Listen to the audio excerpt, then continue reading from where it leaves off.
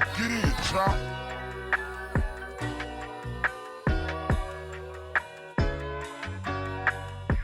I'm a bit self-aware, sometimes it's fucked up, but life is gonna lie, so I ain't gonna slow up. I'm on a mission to change the face of mental health, kicking knowledge to my people, cause you know that health is wealth. It's your lucky day, cause you tuned into the greatest. Out here striving to survive, sometimes we fake it till we make it. If your mental health is slipping, then please don't touch that dial. Go and grab a cup of tea, cause we gon' be here.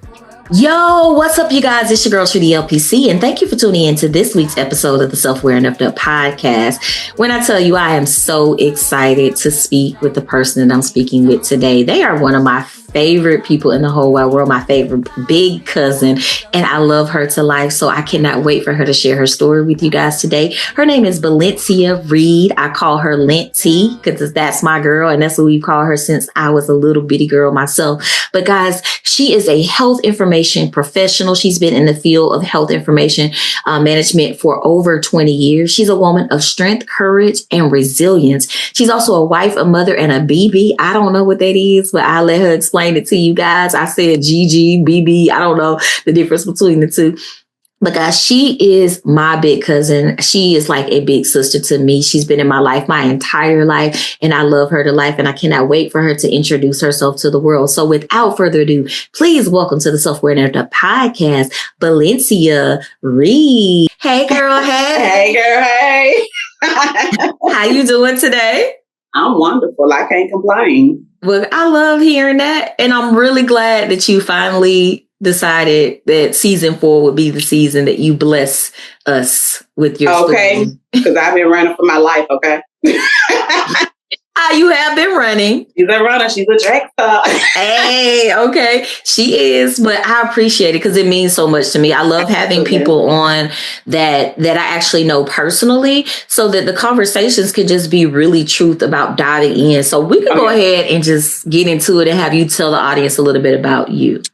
Well, like you said, I am a wife, a mother, and a BB. That's what they call me. I have 2 amazing grandboys. Changed my world, honestly.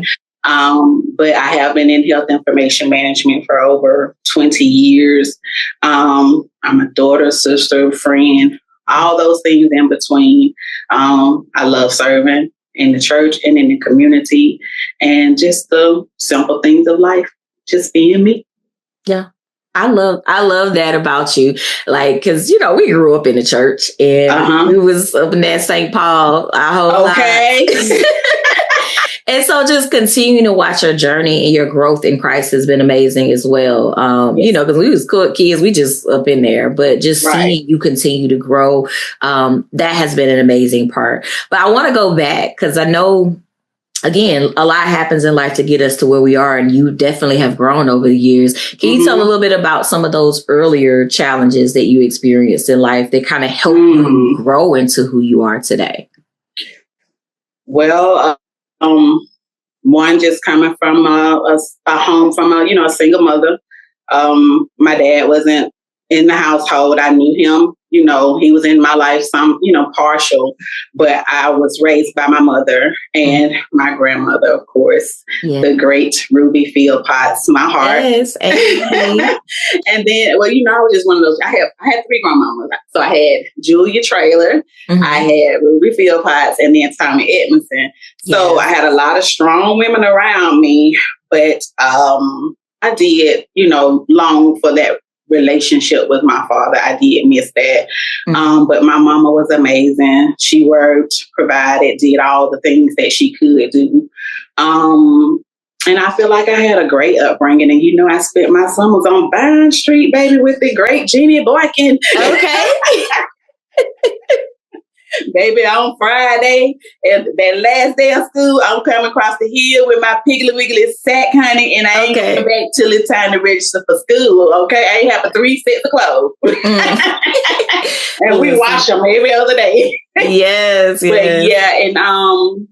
and then, just coming into who I am, I became a mother at 17 years old with my oldest daughter.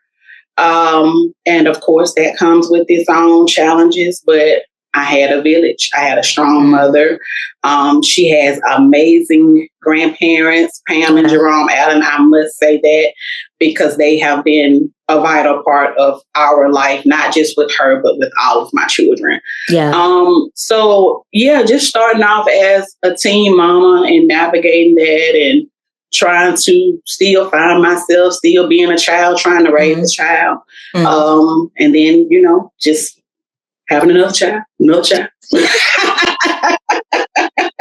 Gotcha. So I had lost count at one point. I was like, who is this one when I came back from college or whatever? But yes. Baby, I had it going on. You caught me on guard with AJ. I was like, okay, who is this? Who kid is this? Okay. But clearly, yeah. But you are such an amazing mother. Like, I know that you started early, but I just see the adoration that your kids have for you and how they pour into you. Like, what was that like raising, 4 kids and having to like do that, also having a career, like what was that like? What were some of the challenges? Well, I mean, of course, with me starting young, my mama was still working. So I had to figure out, okay, who gonna watch these children sometimes? You know what I'm saying? So fortunately, I had a job where I could take them to work with me sometimes. We would get our little breakfast and I'd take them cover and they go, go to my job. And I had to understand the manager, like, hey, I don't have nobody to watch them this weekend, so they got to come with me. So I have been blessed in that area. And just honestly, I was a different mother with the first 3 because there's the gap between AJ and Suge. So I was a disciplinarian. We had a strict schedule. Like, this is bedtime. This is, everything had to be according to how I laid it out. So they'll tell you, you ain't the same mama with her that you was with us. But that was just a part of me being young and understanding the responsibility that I had. So I had to make sure that I was the provider. I was the protector. I was all the things. So I didn't have time to be soft, because I was like, you know what? I'm going to do this. I'm going to try to do it right. You know what I'm saying? And so, it was a challenge, but we made it work. And I have amazing kids, other than just typical doing things that children do. They really didn't give me any issues. So I can honestly say that we just grew up together. They have encouraged me, motivated me, and they are really partly the biggest reason why I've gone through these transitions. I want them to have a mother that they can be proud of. I want my grandchildren to see that loving grandparent, just all things. But it was a hard time, public housing, food stamps, all of that, just making ends meet. Yeah. You got to do what you got to do. It definitely has its challenges trying to navigate through that, and I can imagine how hard it must have been at times, but it sounds like you had a really good support with, with your mom and then with your boss. Cause I mean, that's unheard of in these days, the way things are. But yeah, you were able to get through it. But I know that there were also some other bumps in the roads. I remember the first bump briefly. Yeah, that was a beautiful wedding, though. Baby, I had a train that would have stretched from Hill to Hamilton Road. Okay. I'm talking about the train lasted longer than the marriage, child. It did. We met in February, married in August, and by the following February, we was divorced. So, yeah. Gotcha. I barely remember his name. Couldn't tell you what he looked like, but it was a beautiful wedding. I promise you. I sit there sometimes and be like, I wonder where he at. Because I never, after we signed our divorce papers, never saw him again, never heard of him. It's just like, he was just like a wind that came and went, but I say that you learn something from everybody in every situation. So it is what it is. Yeah, absolutely. Yeah, that first ball, I don't know. I just came back from college like spring semester, and I was like, "Well, what? Anyway, but you always were able to bounce back. I remember when I was in my 20s, I was struggling with the relationship. And I remember texting you being like, how do you do it? How are you able to just be able to pour into someone and then just be like, I'm good. Fuck it. Like, I'm good. I'm over it. Like, what is that about you? Because I never understood that. I just have the gift of goodbye, you know, and when we've got to that point of where I don't like you, you don't like me, then what are we doing? And he was just one of those kind of guys where he was a master manipulator. So I knew that if I didn't get out when I did, it was going to get ugly because, you know, your cousin had a little fire in her, baby. Absolutely. And I mind doing the 1-2. You know what I'm saying? So I was like, let me get up out of here. So he came home one day. Me and my friend Renee and her husband had packed all my stuff on the truck. I had already got me an apartment. We had no furniture other than our beds. Baby, went over the big lots. I balled out. Thought I had it. I had it going on. Yes. All I knew was I'm about to go. Because it was just one of those situations where I didn't see any light at the end of that tunnel. So once I get to that point, I'm not talking to nobody. I'm not asking nobody's opinion because I don't care. Okay. I just do what I feel like I need to do because you can ask people, talk to people, but if they're not living within those 4 walls, they don't have a clue and they can only give you advice based on the information that they have. So I just go. I have the gift of go. Okay. I like that, man. Listen, I was struggling to try to get that gift, the gift of goodbye, because you know, you the Gemini, y'all just be like, all right, whatever, and I'll be like, I'm Sagittarius, my fire is burning, but it's burning for you, and I still need to be attached. But yeah, you have that strength. 0 to 100. I love you. Now I don't. Gotcha. Yeah, I want to be like you when I grow up. I'm better now. I'm better. Gotcha. Well, I mean, you got a Sag now, so I mean, you know, we the best anyway. So the absolute best. When I say I didn't think it was possible. I thought I missed my moment. You know, I was like, you know, maybe I'm wrong. Maybe it's not for me. But you know, I always felt like I'm supposed to be a wife because I feel my best when I'm in relationships. Because I just have so much love that I have to give.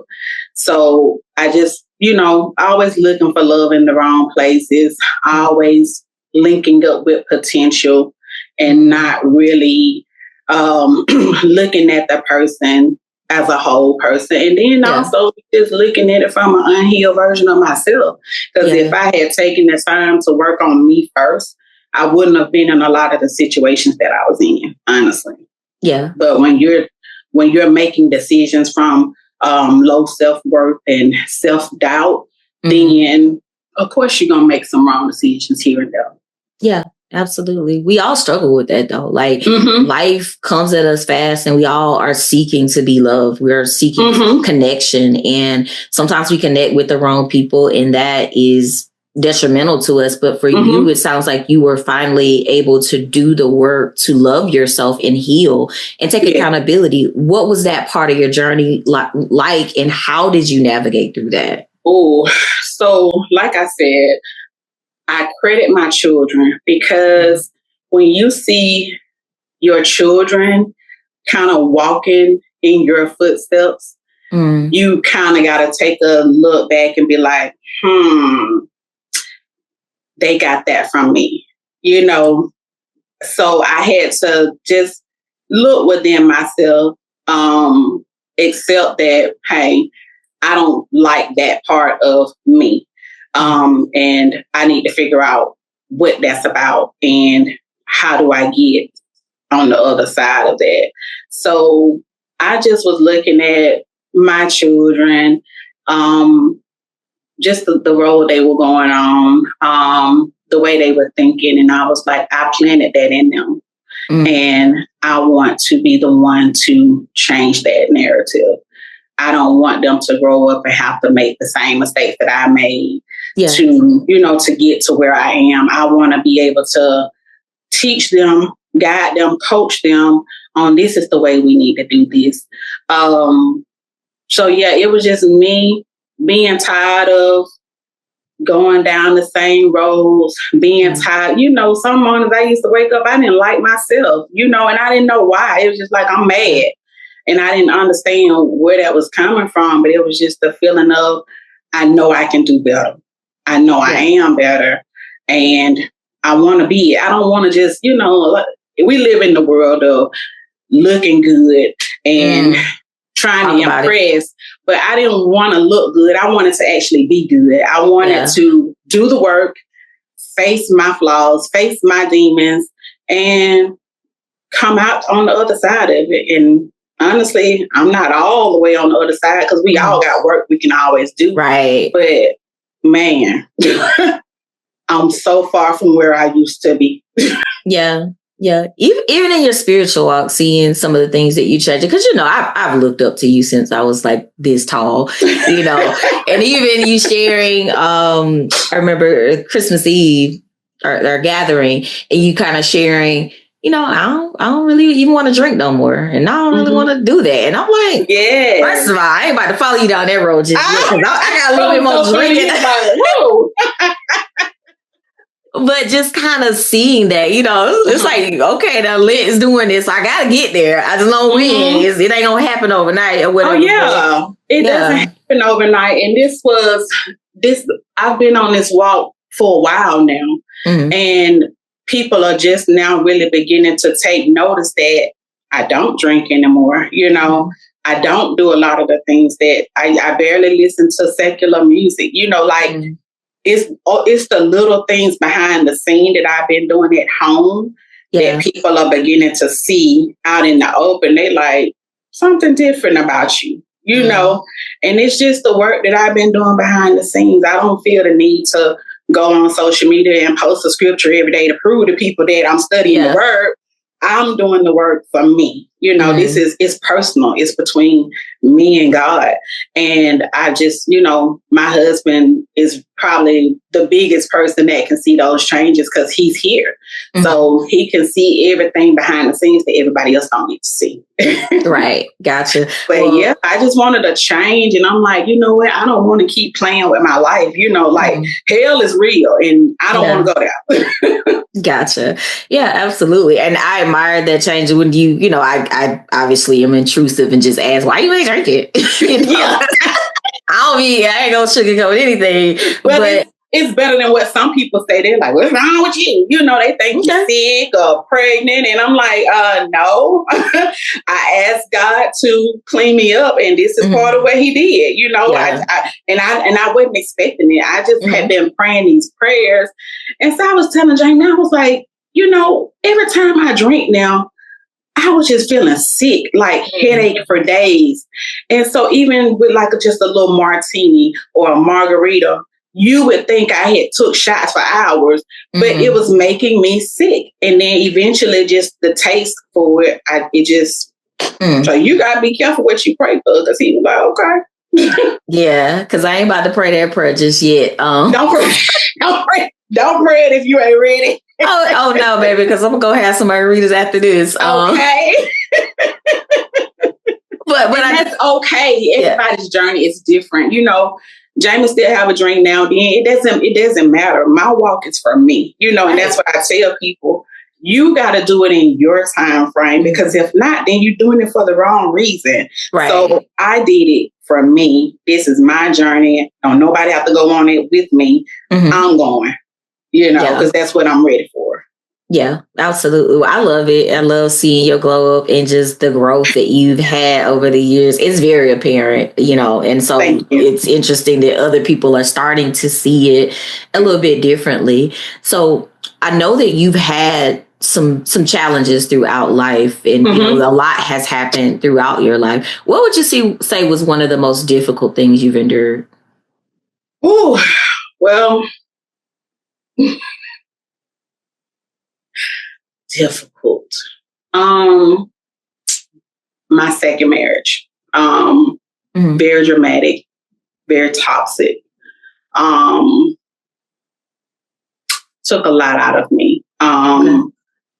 It really played on my mental, you know, because you just feel like okay, now I have enough, because it's already hard with one child. Mm-hmm. And then you end up with 4 and you're like, I really didn't even want this, mm-hmm. I was through after the 3rd one, mm-hmm. And so I felt like I made a decision based on what somebody else wanted. And I was the only person that was left dealing mm-hmm. with that decision. So it took a lot out of me. I fought hard mm-hmm. for it to work.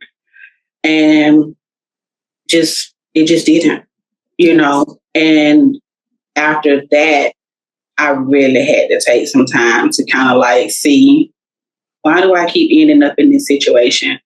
Mm-hmm. What's wrong with me? Like, I really thought something was wrong with me. And mm-hmm. it's amazing how people on the outside see, mm-hmm. but they don't say anything. And then when it's over, they're like, well, yeah, this, that. Well, why you didn't say something? You know mm-hmm. what I'm saying? If you saw this thing happening, why didn't you intervene? Right. So I just felt like I felt alone in going through that situation. And that's probably how God wanted me to feel. Like, you keep getting yourself in these situations. Mm. Don't consult me. And then you want me to bless it. And it's like, no, I'm going to let you go through what you got to go through. Yeah. And hopefully you don't, this will be a lesson for you. So just the rebuilding of my life after that. Yeah. And just dealing with the hand that I was dealt, Yeah. It was just difficult. Yeah. Mentally. Yeah, mentally. That was a mental battle that I had to come out of. It dug me in a ditch even deeper than I had been in before. Gotcha. So yeah. Yeah, I know that was a challenging time in your life, and me mm-hmm. kind of knowing bits and pieces of stuff, with a friend of a friend, like it was hard to see, mm-hmm. Just because I don't know how much of this is true. I don't know how much I can share because I don't know if it's true. Right. And not wanting, I don't like to get people involved in people's marriage. Like, I feel like, right. I think that's what a lot of people felt like, we didn't want to be in that. And, and sometimes you tell people stuff and they still don't leave. And then you mm-hmm. stuck with, okay, I done told her this and now this man mad at me. Mm-hmm. So I get it, but it was just like, I just wish it could have been handled different, but yeah, I understand it because I'm like that. I'm like, I ain't getting in that. Yeah. I feel like I remember you calling me because the dumb bitch that I was talking to at the time, I had no better way to say that for all the Christian listeners, Eastside Baptist, I'm sorry. But I feel like you text me because he was texting her or some stuff. Like, it was really crazy. It was terrible. When I say terrible, I felt humiliated because it's like people looking at me, laughing at me, and I'm like, I didn't find it funny because mm-hmm. it's like, this is my life. Right. Yeah. You know what I'm saying? This is my life. This is, my children's life.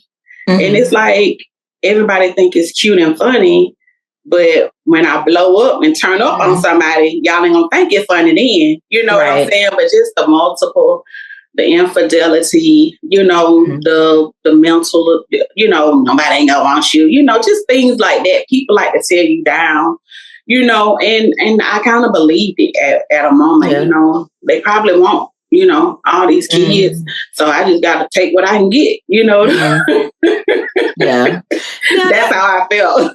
Yeah. That's just key classic narcissistic bullshit, mm-hmm. And gaslighting and all of that. Mm-hmm. And it sucks. And I hate that you had to go through that. I didn't know where he came from. I just walked into church and you was like, oh, this is my husband. I'm like, who? No, actually you were like, this is my sister-in-law. I'm like, what sister-in-law? Who? How did I marry? Because I was like, shit, I was trying to holler at the sister. Anyway, but nevertheless, unfiltered. But I'm glad you got through it. But it was hard to watch, and it was hard to kind of see you go through. But I'm glad that you came out on the other end, and mm-hmm. you were blessed, and you have a husband now that is amazing because sun sign and all of that. But you whatever, amazing. Yeah. Gotcha. But I love that the growth and just like, the things that we go through, they help us get to where we're supposed to be in life. Oh, yeah. So you have to go through those challenges. Absolutely. And you have to get to that place to get to your good. Oh, yeah. And I can honestly say, had I not gone through those things, I wouldn't have been able to recognize all the things that I love in my husband. Jamie is an amazing man. Yeah. But he has this quietness about him that you don't really see up front. So, I'm like, no, because I've been around him over, honey. I need somebody that got some oomph on him. So when I get out of line, but he just has this quiet confidence and strength about him. So I'm just glad that I was able to see, the value in him and what he could do for me and how he really just changed my life, and and when he met me, he was like, you make this look so easy, like being a single mother. He was like, you make this look easy. I was like, well, it ain't. Gotcha. It ain't. But I mean, it was just a part of the process. I knew that, no victims, no villains in my story. I just knew that I had to pick up the pieces and just go, because I got people depending on me. I ain't got time to wallow in nothing. Right. Each children got to be fed. They, all the things got to still be done no matter what I'm going through. So, I just picked up the pieces and they were so relieved, because your children see you go through stuff. No matter how much you try to cover it up. Yeah. They see it.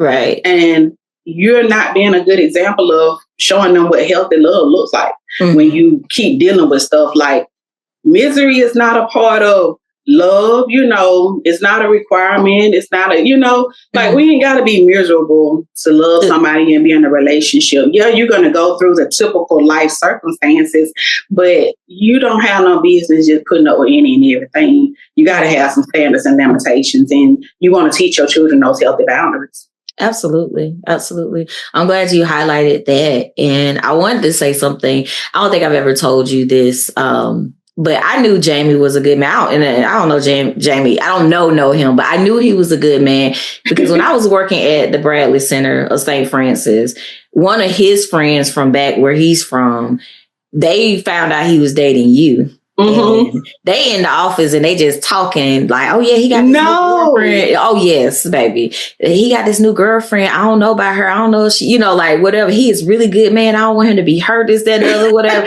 Like this one of his friends, and they trying to vet you. Me. And I was like, I said, first of all, that's my cousin. I know that you don't know you or whatever, this, that, and the other, whatever. I was like, but she's been through a lot. I said, but she ain't gonna connect with him unless she really loves him or she really sees something positive in him or whatever. But baby, they was fighting for Jamie. I was like, he must be a really good man. The way that she was like trying to be protective of him and not wanting you to hurt him. And I was like, okay, well, I know she in good hands.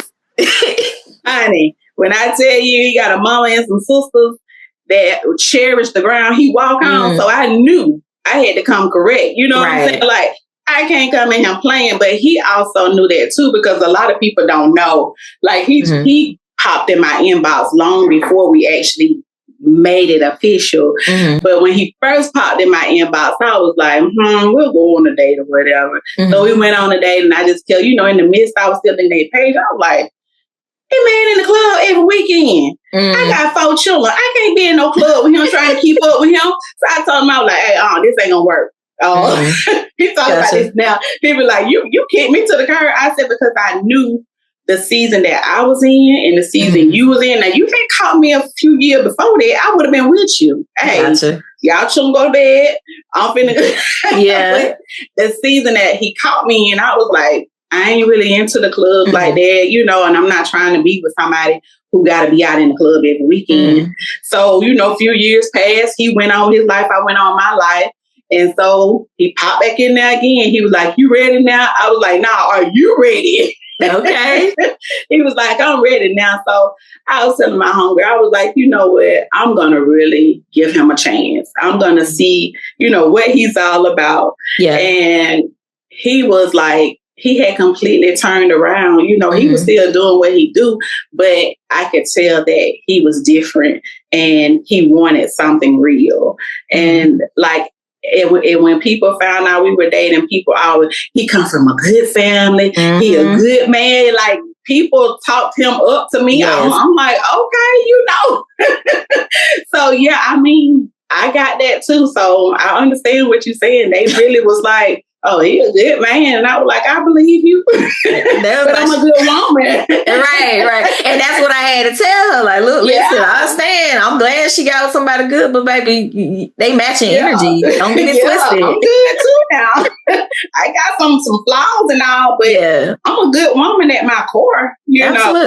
So but it's been amazing. And I mean, I just never imagined that I could have what I have now, you know, like a real partner, a real teammate. Like, he's my safe place. Even when we don't like each other, he's still my safe place, you know, and we still want to sit here. I ain't talking to you, you ain't talking to me. Like, that's that sad G. Come on. You know we petty now. Yes.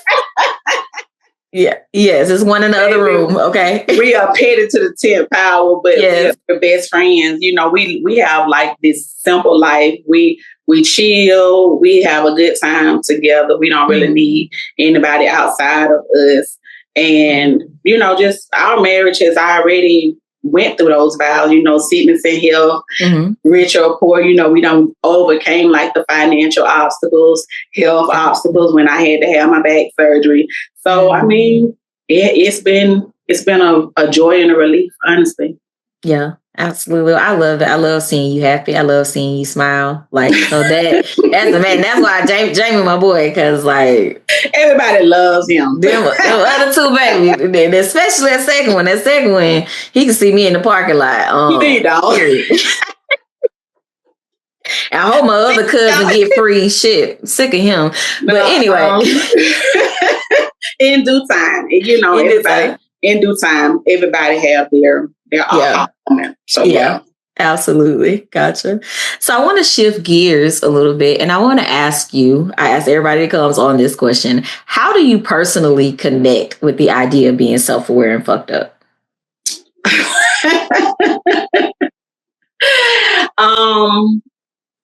Just accepting and owning the fact that I got flaws.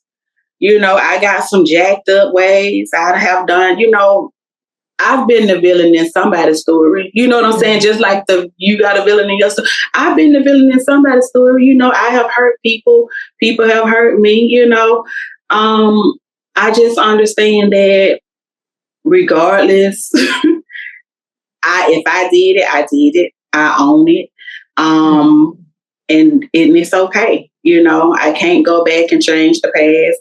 All I can do is learn and grow from the mistakes, and do better every day. But hey, I've been jacked up, still kind of jacked up in my own little personal way. But yeah, just understanding that a lot of my decisions are the cause of some of the things that I had to endure. You know, that I made some decisions when I wasn't at my best. And that led me through obstacles that I really didn't have to go through. But it was necessary, probably, that I did go through it. But yeah, like my pastor said, he told me to tell you to change the name of your podcast to Self-Aware and Messed Up. You tell he said he tuning in. He said he tuning in and he wants you to say, for the saints, this is self-aware and messed up. So you said, he said, but God don't hurt. He said Jesus ain't surprised by that. He done heard that word before. But yeah, I mean, just owning who I am. Owning the decisions I've made, and just accepting it. It didn't, it made me better, honestly. Gotcha. Yeah. Well, you tell Pastor Stiggers that I said. If Pastor Stiggers, if you listening, I said we self-aware and effed up around here. Y'all messed up. We effed up. You can own whatever part of it you want, but you know the trademark is for self-aware effed up, according to U.S. trademark registry. So we laughed about that. When he found it, when I gave him that car, he was like, "Oh, that's why y'all were laughing." I said, "Yo, that's why we were laughing." Gotcha. I love Pastor Stiggers. I've known him a long time. I don't even know if he remembers me from when he was with the neighborhood housing and helped my grandmother them get into that house. But yeah, I've known him a long time. Yeah. Very honored to be under his leadership. Very honored. Much respect. But yeah, so I appreciate you for coming. I know, like I said at the beginning, it took 4 years to get you here, but I really appreciate you sharing your story and trusting me to share your story with. But above all, I wanted you to come because I know how amazing your story is, and I know that it's going to help a lot of people. So I'm really proud of you for coming, and I love you, and I'm glad you're here, and I really appreciate you. Absolutely. Let them know, honey. You can begin again. It ain't never too late. It's nothing that you can't recover from. You know, That's what I teach my children and any young women that I encounter. You can begin again. It's okay to start over. Sometimes it's necessary to start over. You need to regroup and reset, pivot, But yeah, it's nothing that we can't recover from. So you just have to be determined that I want what's best for me. I really want, my pursuit is just for wholeness. Like I said, I don't want to look good. I want to be good.